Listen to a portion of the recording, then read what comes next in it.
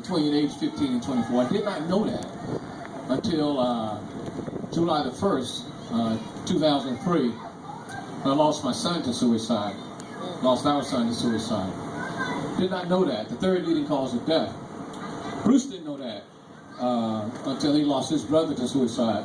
And the other folks that you see standing here on the wall did not know that until they lost their loved ones to suicide. Karen lost her husband to suicide. She has a picture on her t-shirt.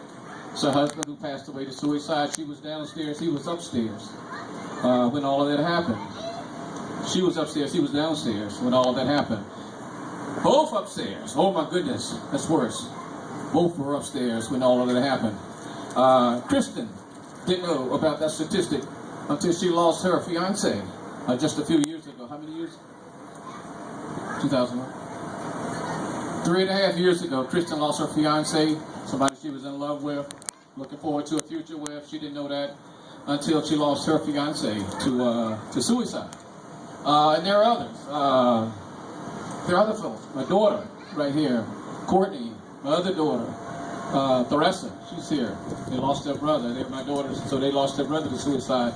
And I'm sure that there are others of you out there who've lost somebody to suicide. Oh, Teresa lost her sister to suicide. Lost her sister to suicide. It's something that you never get over. It's the most painful thing in the world to lose somebody to suicide. And I didn't know about this pain that you go through until I lost.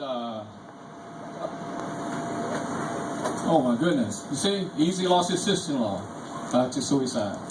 Painful thing. My son's girlfriend is sitting right over there, and I never will forget what she went through. She lost so much weight, we got really concerned about her because she was going through so much. So it's something that is very, very painful. It's something that's kept kind of quiet.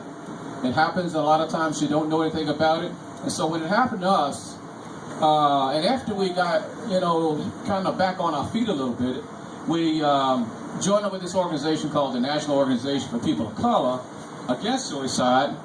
And we decided to try to do as much as we could do to bring attention to this, to bring awareness to this, because we know that it exists. It happens every day. We hear about it. And so this is what we're doing today. We are very honored to team up with the Booses Motorcycle Club. And this happened because of Bruce and the loss of his brother to suicide. He came to one of our support group meetings.